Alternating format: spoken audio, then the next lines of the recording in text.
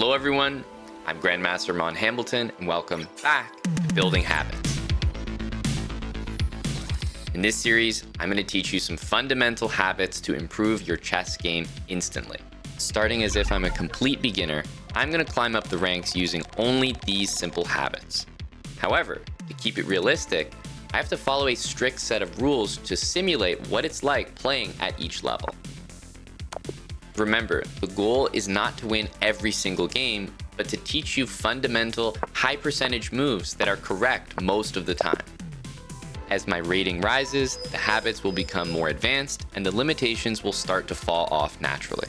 We are at level 2 of building habits, which means the biggest differences from level 1 are pre-moving when you're low on time and learning basic tactics. This is a huge addition, so you need to study your tactical patterns. These 2 changes will make a big impact in your games. Now, let's get into the chess and learn how to build good habits together. 5 minutes, we're at 8:01. I mean, at some point, I feel like the good times are gonna stop coming. The good times are gonna stop rolling. We've been on a nice win streak, but let's keep things going. Okay, get the 2 knights out. Obviously, our bishop is coming next. Okay, can't go in the center, so we'll just go back here and wait a minute. But how did this happen if... No, but usually when it happens, we have time to make a snorkel. What the... Now, this guy came with some witchcraft here. How did he do that? Well, gotta keep the stick on the ice. Not gonna dwell any longer here, but I don't see a move to save my bishop, so capture towards the center and I guess keep it moving. 2 pawns in the center, right? Okay, knight here. What the heck? What the heck? What's Lil Bro doing? Knight into the middle, I guess. I think he sensed some... He tried my bishop, and then all of a sudden, bro just went on offense here. Okay, wait a minute. When I said that the good times might come to an end, I didn't mean like that they had to end immediately. He's gonna put his queen here. Now, how do I make sure that's not checkmate, right? The rook, the pawn, they don't really help me. This is the only pawn we can move to stop that. Am I missing anything? This is just mate. I wish I had 2 moves we could try to run away. 2 moves I could do a lot. 1, 2. But with 1 move, no. I gotta give it a go.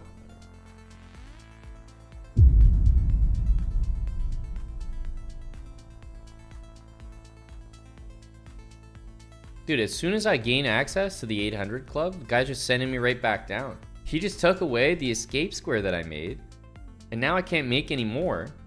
I think I'm lost. I'm dead.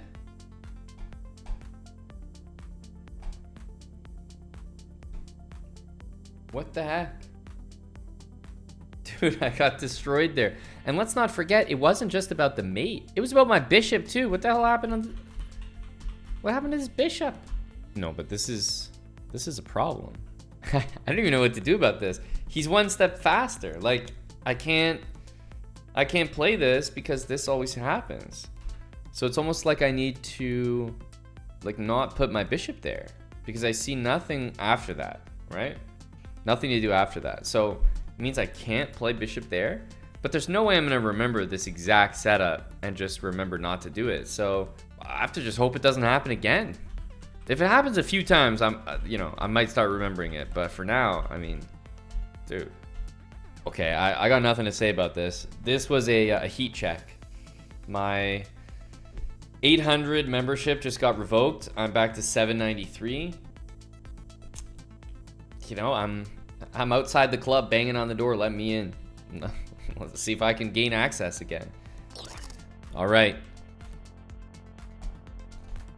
Meet him in the middle. Knight out. Other knight to follow. You guys know the drill.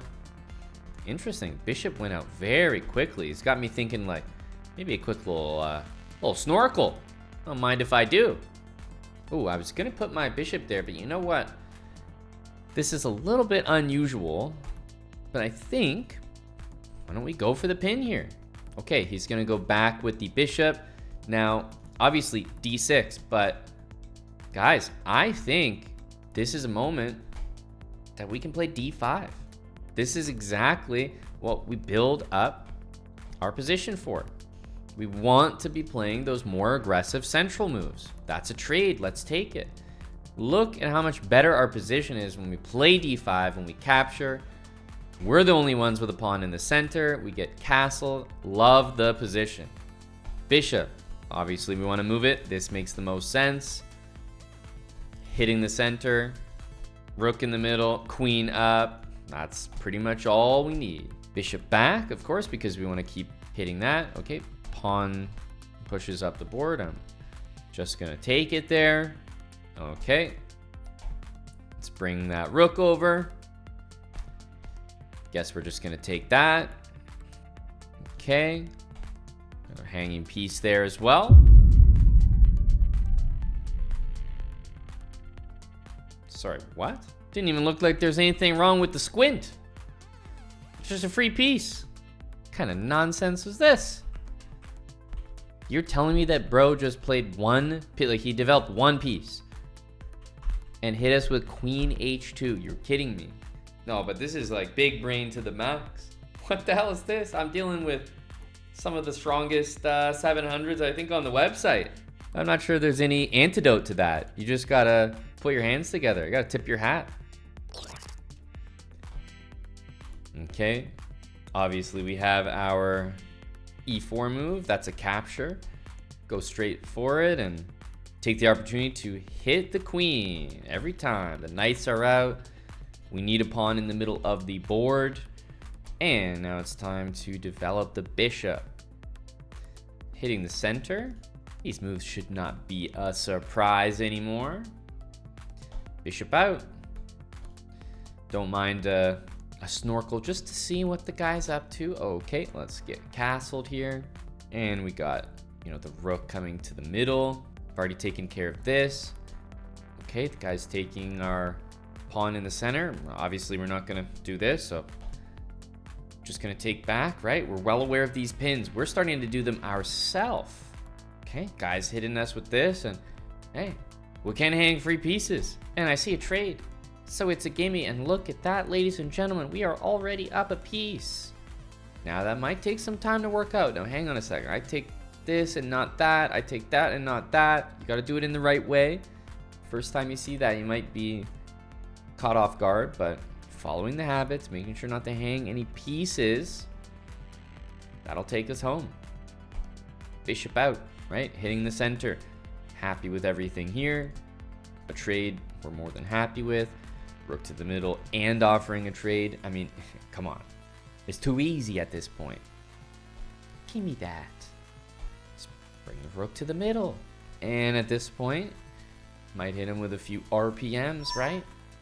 All right, RPM time. And it is an end game, so we're definitely going to be bringing... Okay, bishop needs to move. Center's right here. Two very acceptable moves, in my opinion. I'm going to choose the literal, more central one, but yeah, have absolutely no problem with that. As I said, we are in an end game, so I'm hitting a few RPMs here, but really, it's time to bring the king in, isn't it?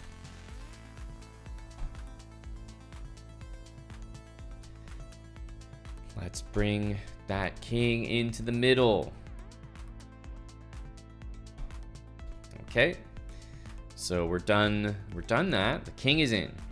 Okay, guy's getting a little froggy here. Hitting our pawns. What are we gonna do? Really defend it? I'm more in a RPM move. I'm not here to play defense. Let's go. Take that. Take this. Knight in the middle. That looks like a pretty good one. Also gets another RPM. This is a little offside for me, I'm not gonna lie. So maybe the knight into the middle kind of looks like a good one. Also gets a trade. We're interested in those. And we can keep our king active here. Stay close to the middle. Bishop needs to move.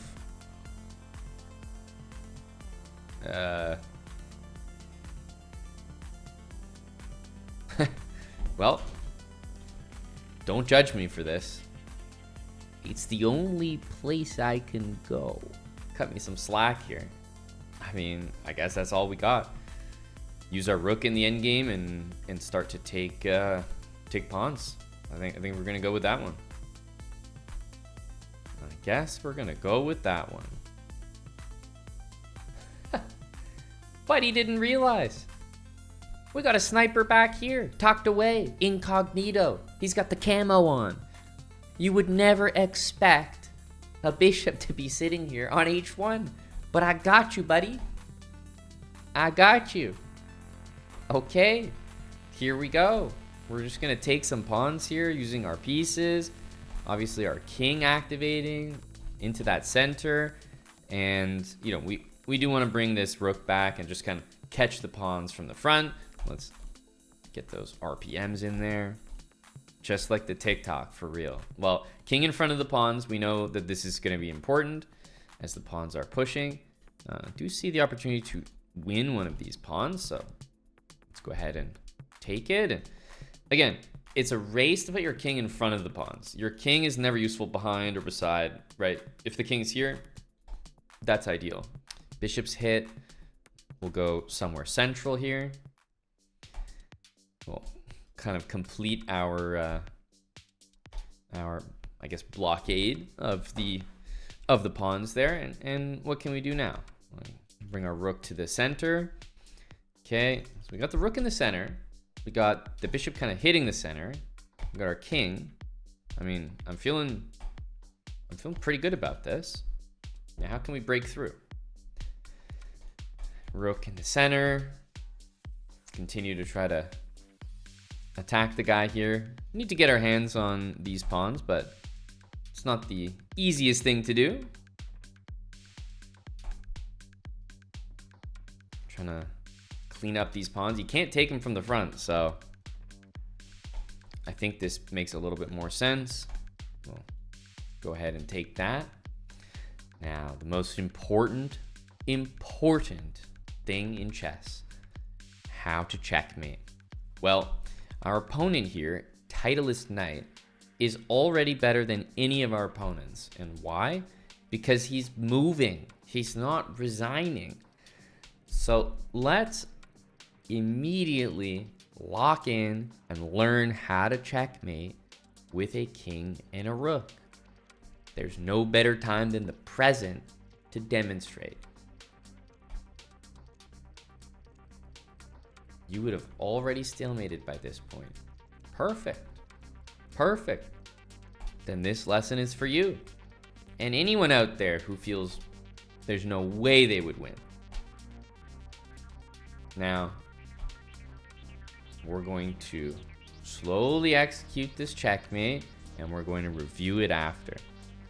As you're watching, it's probably looking pretty easy. In this position, to be honest, the game is just over. Immediately over. I would still say it's possible to maybe go the wrong way here, but this move right here blocks the game up and the checkmate happens that fast. What just happened there? Everyone is confused. Let's immediately have a look. This is crucial. If you get, and by the way, this bishop on the board, irrelevant. So irrelevant that I actually don't even want you to ever use it to try to help. You will only hurt yourself. So if you have a bishop and a rook, or like a knight and a queen, don't use the knight, don't use the bishop. Just use the queen, just use the rook. That's all you're ever gonna need to checkmate. So what went into this? How do you checkmate the king with only a rook? There's a lot of ways to do it. I think the easiest technique is shrinking the box. Yes. That means the king is already going to be in a box no matter what. Even if the rook is all the way over here, I could still say the king is in a box. And what it means is that the king should never be able to cross either side. So you're always going to be getting the king over there. Now, sometimes they might just end up on the side. That's fine too. You can deliver checkmate there. But if they're as stubborn as possible, if they really make you work, then they might end up all the way here. So how do you shrink the box? I mean, first you want to make it as small as possible, which means maybe in this position, I might already play rook here. So we just shrunk the box a little bit. If the black king moved here, yes, I could shrink the box like this. But the problem is that the king is going to hit our rook, and you can see how it's impossible to maintain this box. So you can't do it with just your rook. Probably what I would do, because my rook just stepped away, is I would bring my king in. And then when black moves again, I would shrink the box a little bit more. Black's gonna make a move. Let's say it's here. Clearly, we cannot shrink the box. So if you ever are in a position where you actually have no possible rook move to make the box smaller, it means your rook is already on the perfect square, and your next move should be with your king. Let's say we go here. Now, if the black king goes up, rook c4, yeah, exactly. The box is like this, and we're about to make it like this. That's if the king went there. What if the king went here? Here, you would have a choice. You can make the box smaller in either direction. Both work. Truly up to you. But no matter which rook move you do, most likely your next move is with your king. Always just keep them together. What if the king goes here? Because if you make the wrong move here, you're never going to checkmate using this pattern. You're not going to understand it. It's not going to make sense. You have to go with your king, and it has to be here. And that might feel weird because you're kind of getting in the way of your rook. You're not making the box any smaller. Let's say that you did this king move instead, right? And then I went back here and you did this king move, and you're saying to yourself, oh, I'm a genius. Now if the king moves here, I just make the box smaller. Well, guess what? Black's gonna go here, and you can't make the box smaller. What move should you play here? King d3. The same thing as king d4. It's important that you remember, in some cases where you can't use your rook to make the box smaller, first of all, you always use your king, so you know guaranteed it's going to be a king move because you literally can't do this or this. Also remember that you should never be giving check. So if you're giving check, you already know you have the wrong move. And if neither rook move works, you must move your king. In the case where they do a move like this, you just always want to match it. Now after you do this, the opponent's going to move their king. No matter where they put the king, your next move is easy. It's always going to be a rook move, and it's always going to make the box smaller, and it's always going to work. Now you play a move like this. What's the next move after I do this? It has to be a king move, and if it has to be a king move, if you just look at the available options here, I mean, you can rule out these ones for being illegal, and you can rule out these ones because they suck and they lose your rook. So you actually only have one move. Let's say we play king here. What should our next move be? King here. And now it doesn't matter what black's next move is, because our next move is going to be this no matter what. So if you're ever in a situation where your rook's attacked, or let's say pressured, and you can't make the box smaller without a check, you do a waiting move. If you can make the box smaller without a check, you do it. If you can't, you know it's a king move. If you can't without a check, you know it's a king move. If you can't without a check, you know it's a king move. We can make the box smaller without a check. Smaller without a check. And if you're worried about going this way or this way, it doesn't matter. For example, I've been going here. Let's say we go here. Where's the king gonna go? Can we make the box smaller without a check? No, we can't. So we know we have to move our king. Can we make the box smaller without a check? No. So we have to move our king. King's gonna move. Doesn't matter. We know that the rook is next. The box is smaller. It's not check. Where can you move your king? Literally one square, or you're gonna lose your rook. King is gonna have to move. Can you make the box smaller without a check? No, you can't. So move your king. And yes, at the very end, be on the lookout and make sure you never end up making the box this small. That's all I have to tell you. In this case, we did exactly what I had in our game, if you remember, right? This is exactly what we had in the game, and I delivered checkmate like that. It's important that you guys don't do this. This is the only square when delivering a rook checkmate that you should never, and I mean it, never have your rook. You have your rook there, you're trolling. Let's say even if you have a position like this and you're thinking, wait, does the box rule apply? In order to make that smaller, you need to shuffle along this way. So in this position, I would play this. It's possible you end up in some funky position like this. Why would this be a little bit weird? Because you should never do that. Never. So, because you can't shrink it, you know your next move is this. And then your opponent is gonna do this. And guess what? You're gonna be thrown off. Because now, you're in a position where you're like, wait, I can't make the box smaller, so I have to move my king. But then I go here and you're like, but I can't make the box smaller, so I move my king. And you see what I mean? You're like, it gets a little confusing. In this position, all you have to remember is that the rook just hugs the king, and then the checkmate will be next move. That's your rook checkmate lesson. Okay. Yamilana. Let's meet in the middle here. In comes the knight. The other knight will follow. Okay, the bishop we know is coming out next. This looks pretty good. Let's get castled. Obviously a trade straight away. Get the snorkel in, and you know what I might do? Instead of d6, I'm seeing the opportunity to just be a little bit more aggressive with our moves. Why not? This is what level 2 habits is all about. Just finding those small moments where we can be a little more aggressive. Let's do it. Queen cannot remain in the center, so maybe I'll just go to the next best thing. Oh, never mind. The best thing is in the center. I'm back. Back like I never left. Okay, let's develop our bishop.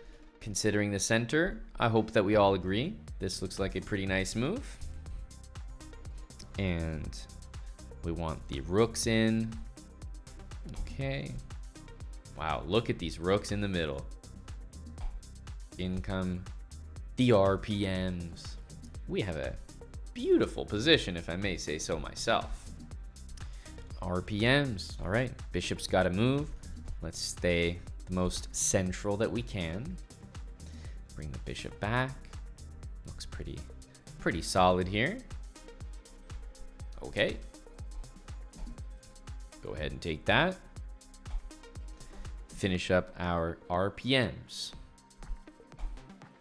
Okay, we have a capture to be made. Okay, we definitely have a capture to be made. Bit weird there. Okay, we've got to move our queen. The center, unfortunately, is not available. Where else can we move the queen? This looks probably like the move that makes the most sense. Sticking close by. Let's trade that. Obviously, we'll trade that as well. And we're in the end game, which means I think it is time to get our king into the middle. No queens on the board. That's how you know you're in an end game. Come on now, really?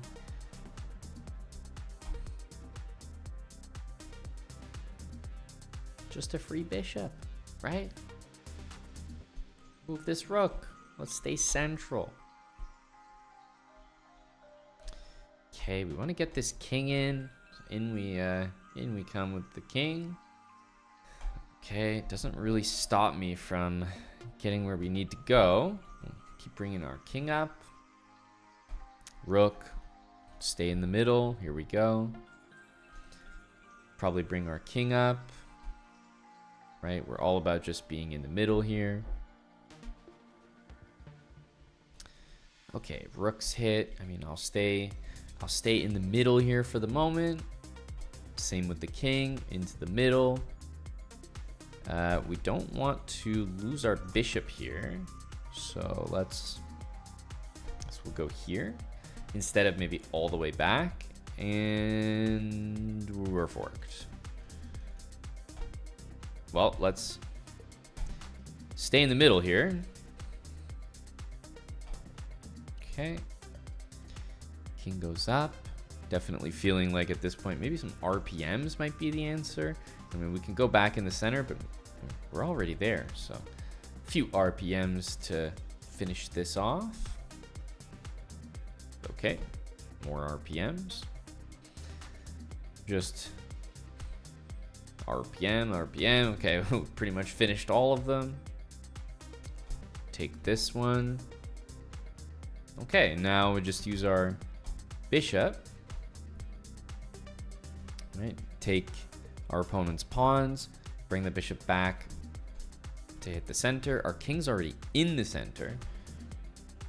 Bring our pawn up.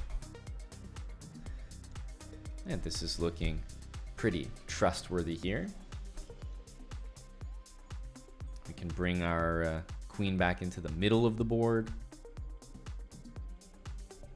It's always a good place to be.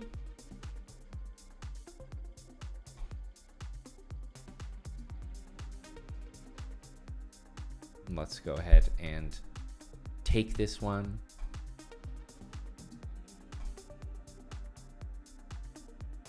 And maybe we can use this as a learning opportunity. Wow, there's no way. We couldn't possibly.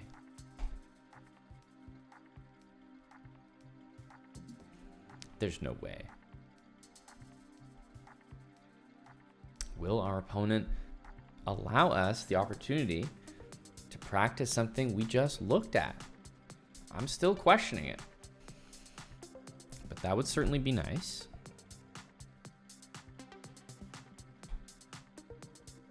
Okay, so the teacher is going to use this as an opportunity to show us. Let's see if we can bring that rook checkmate that we just practiced to life. All right, this is going to look a little bit weird, but we're going to give these queens away, okay? Because we need to create a situation where we just have the rook. All right, well, let's see if we can do the checkmate that we just talked about with the king and the rook. Now, the first thing we're going to do is get our first box. That's the box. Can we make it smaller by giving check? Without giving check? No, we can't. That's a check again. Can't make either of those moves, so we know it has to be with the king. Now the box can become smaller. No checks. Can it become smaller? Nope, not without check, and we don't give checks. Here we go, smaller once again. Unfortunately, we can't make it smaller, so I'm moving the king. Can't make it smaller, so I'm moving the king. Rook needs to make the box smaller without giving check. We did it, no problem. Oh, matter of fact, we can do it again, no problem. Can we make the box even smaller? No, not this time. So it's got to be a king move. Can we make the box even smaller? No, we can't, so we got to move our king again. Can we make the box smaller? We can't, so we got to move the king again. And that is the checkmate.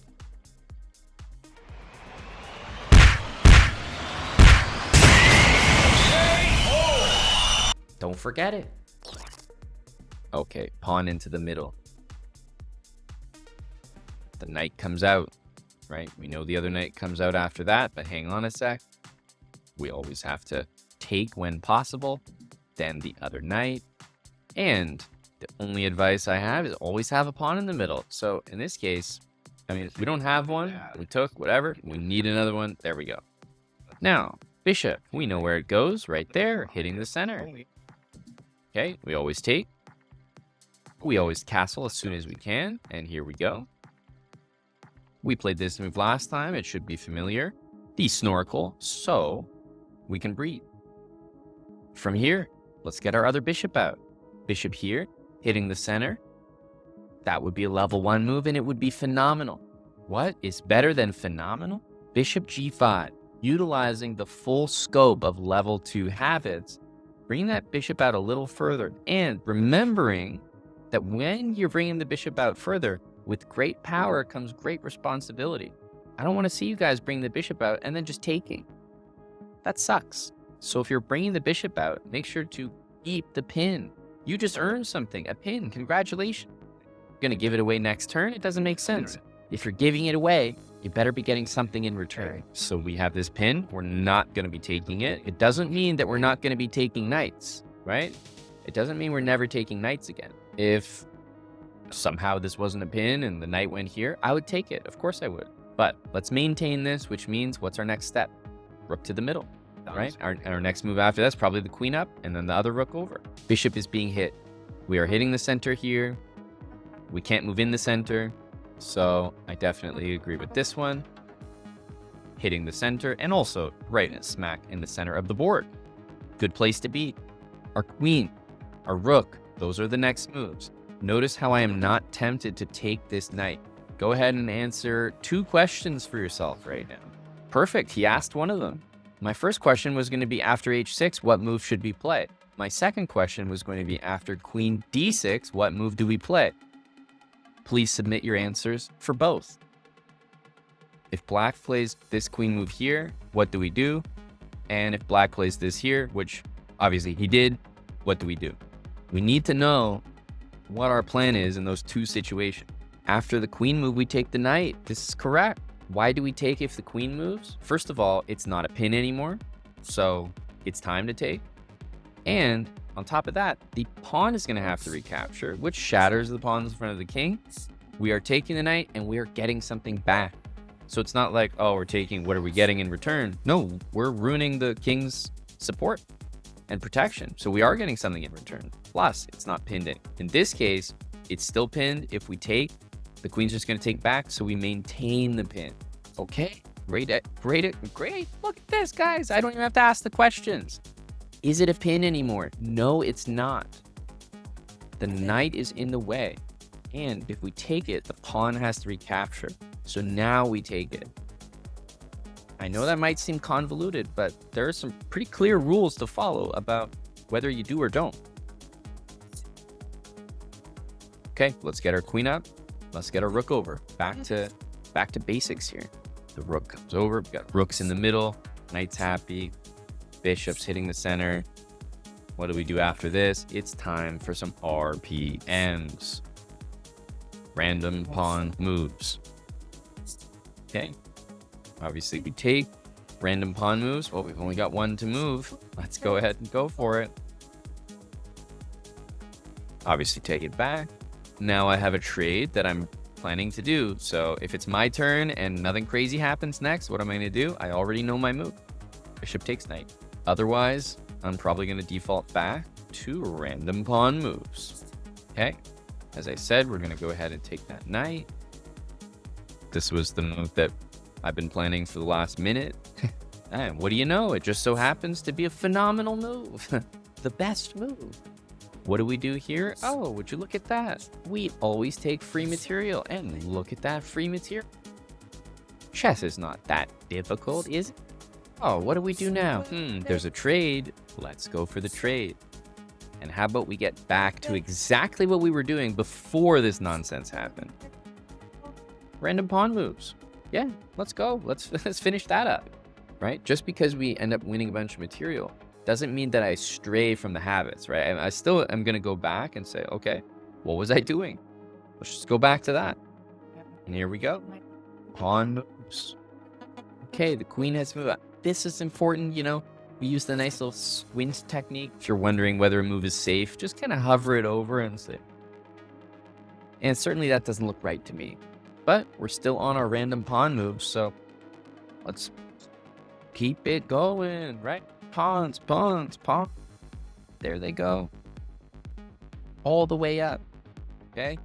Pawns, pawns, pawns, pawns, pawns. Okay. Once we're done our pawns, what are we doing after that? Pieces into the center. Maybe double the rooks. Okay. Pawns.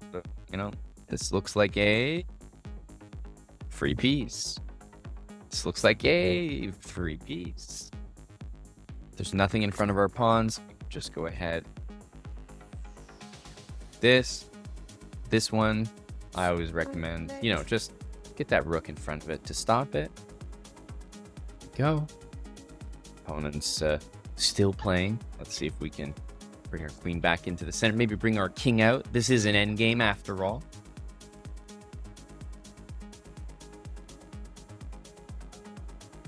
Time to bring our king out.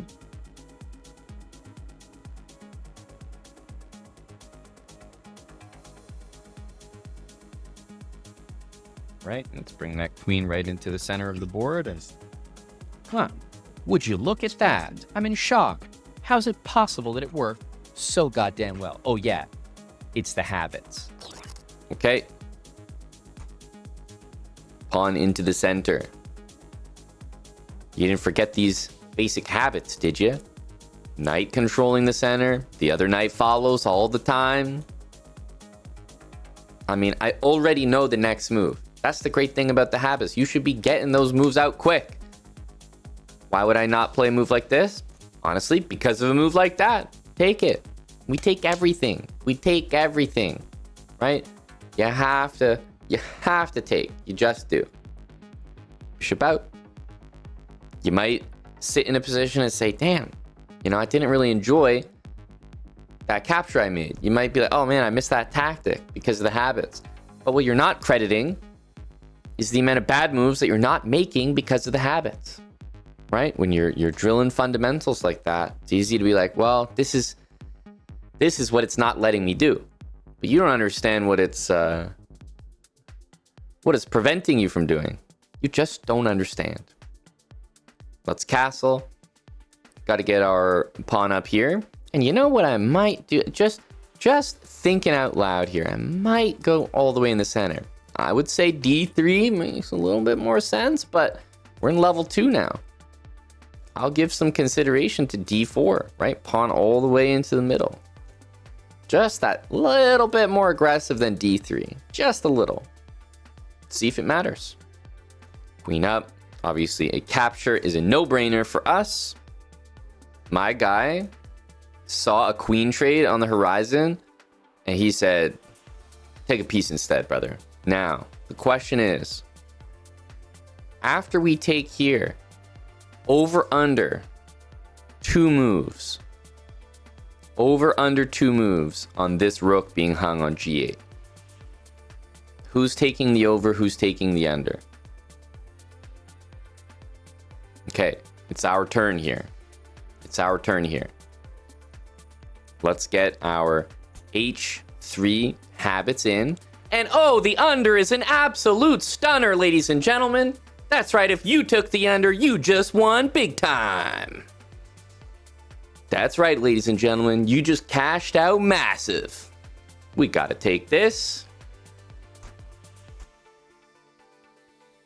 Queen takes, you know, we're still here, we're still vibing. Let's get that rook into the middle. Oh my god, my bishop's attacked. We'll just have to move it to this great tactical square. Ah, so annoying when that happens. So annoying when the habits force you to play amazing, great moves. He put me in check and then he resigned. That's what the habits do to you. Put you in a straitjacket like that. My guy finally played rook g8 when it was actually possible. He said, all right, got my rook g8 in. I'll call it a day. That was safe, right? Rook g8, that was legal? Okay, I'll call it a day on that. Thanks. Just wanted to prove that I could play that move, possibly, you know? I wanted to get it in there.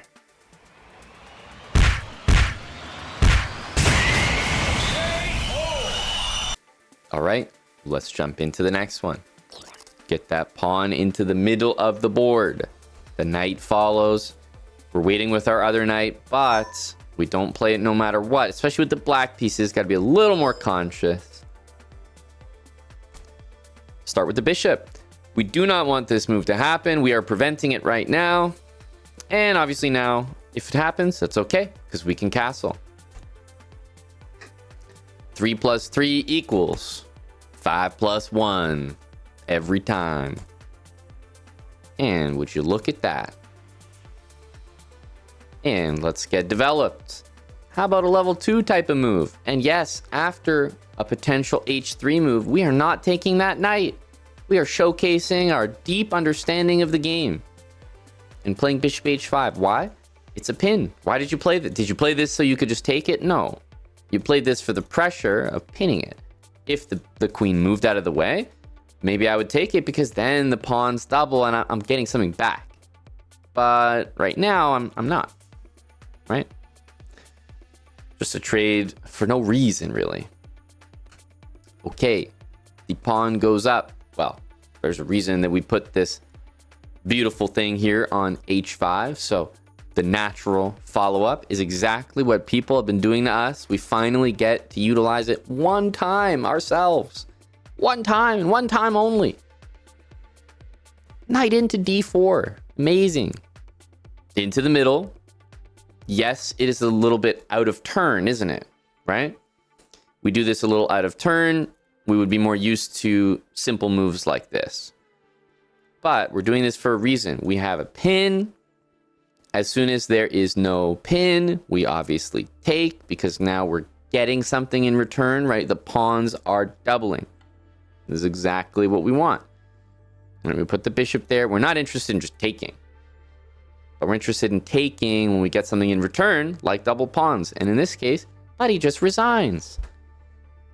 Would you guys resign there? No. I want a piece, but we're 800s, dude. Like, we can't can't be like, oh, I lost a piece, I'm out. You're 800s, man. Pieces are like pawns at that rating. You can't be resigning after that. A single piece. Do not resign. Okay, we're playing Big Elon, but we're not going to change what we're doing. We're putting a pawn in the middle. We're bringing the knight out, the other knights to follow. And of course, the bishop comes next, as you know. We want to get castled. Very important to get castled as soon as possible. There we are. Get our snorkel up. And next move, given that we are in level 2, instead of the more modest d3, if we can, just a little bit extra space for ourselves. Why not? Pawn all the way up to d4. Don't mind if I do. Okay, we have a trade there. We have a trade there. Trade, trade, trade. We have a trade there. We have a bishop controlling the middle. Unfortunately, that was not an opportunity. It was covered. Knight here. We're going straight into the middle. Take that. The rook comes into the middle. Knight takes c2. Ay, ay, ay. What are you up to there, pal? Knight takes c2. Well, let's hit him with the RPMs. Trade is fine with me. I'm going to get my king into the middle. We are approaching endgame status. Okay. King on into the middle. Just keep it nice and simple. King's in the middle. Close off our RPM chapter here. I was actually going to move there next. He goes there, which means now we got to think. We got our king in the middle. We're in the end game. We've not really got any more pawn moves to do.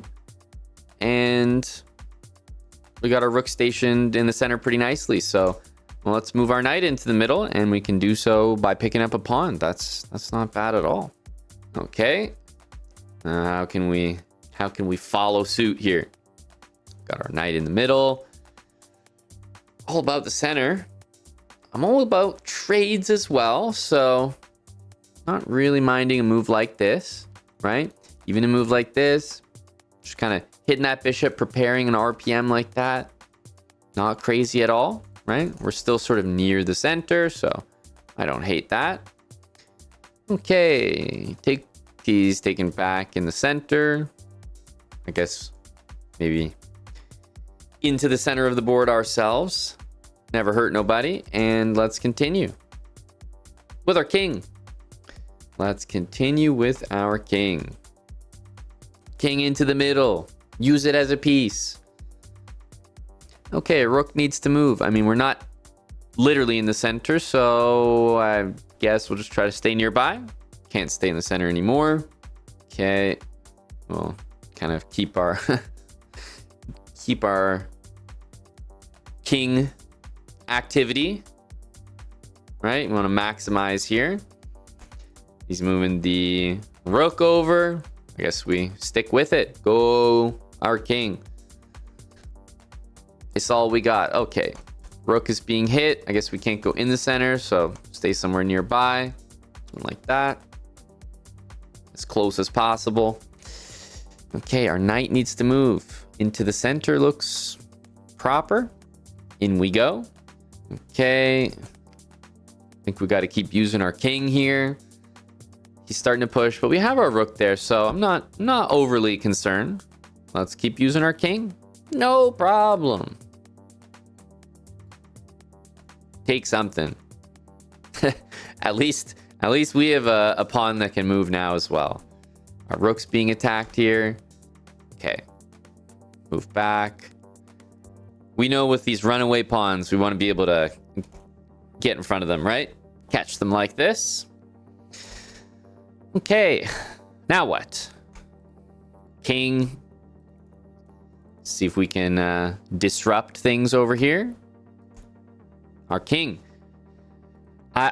I know that it looks like we haven't really done much here, guys, but all I'm going to remind you is our opponent's king has not moved. It has not moved, okay?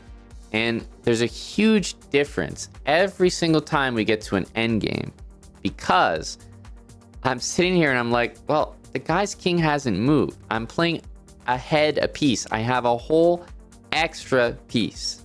So to me, that feels extremely valuable. Well, let's keep taking. Okay. We're just using our king. I mean, literally, this king has, like, it's gone all the way up here, took something, came all the way back here, won the knight, came all the way down here, it's winning all the pawns. Like, I'm trying here. You know, I'm trying. It's, hang on a sec. King takes here, or runaway pawn. I mean, to be honest, not sure which habit takes precedence. The nice thing about king takes pawn is that we would win a queen there. So, not crazy. Take a pawn here.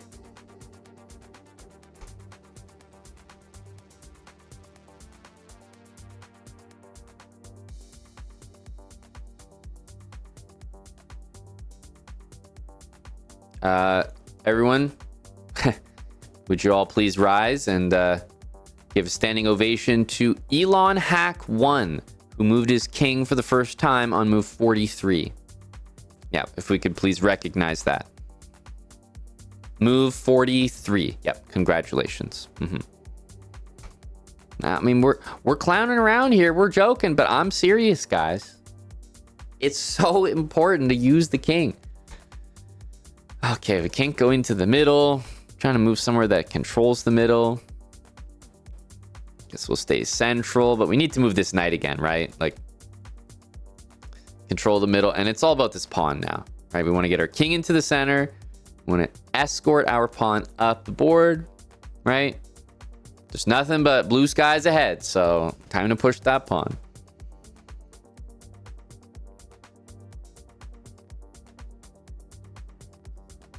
Push, push, push.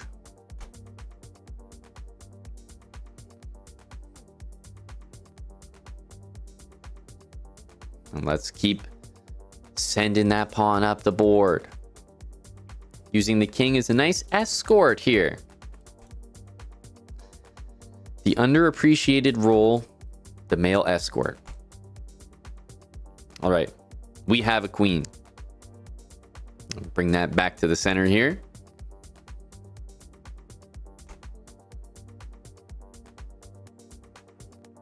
Take that one. Use our king. Want to take our opponent's pawns here. And we can execute a nice checkmate in the corner. Elon Hack 1.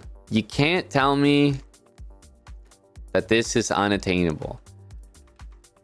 I got everyone saying, oh, why didn't you do this? Why didn't you do that? Every single move. Guys, the habits are not perfect. The same people that are yelling, why not this move, are the ones that are missing every other move down the line. Otherwise, you guys would all be chat pro GMs.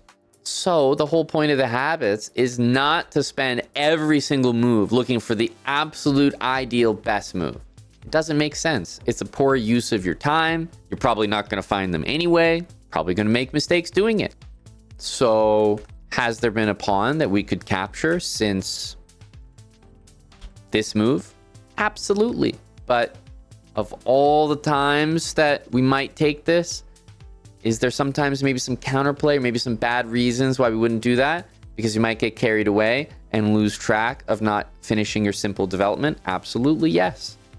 So instead, focus on the development make moves that are solid anyway. And when we've come to the end of our habits, would you look at that? It's still right there for us. Is this position objectively good? No, it's not.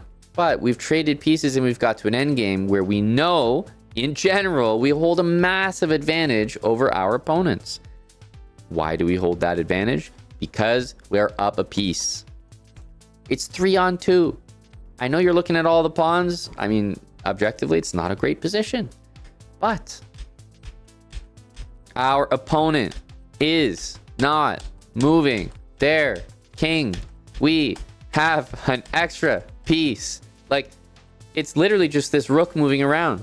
The only time he moved his king is when it's the only piece he could move. So why are we trading pieces? Why are we going to an endgame? Because nobody has a goddamn clue how to play an endgame to save their life. He spent the entire endgame, 20 to 25 moves, without his king moving a single square. So why would I not trade every piece and go to an endgame? Because I'm effectively up a piece in every endgame that I play. Why wouldn't I do that? It's just smart. Congratulations, you might have made a better move than the Habit series in that moment.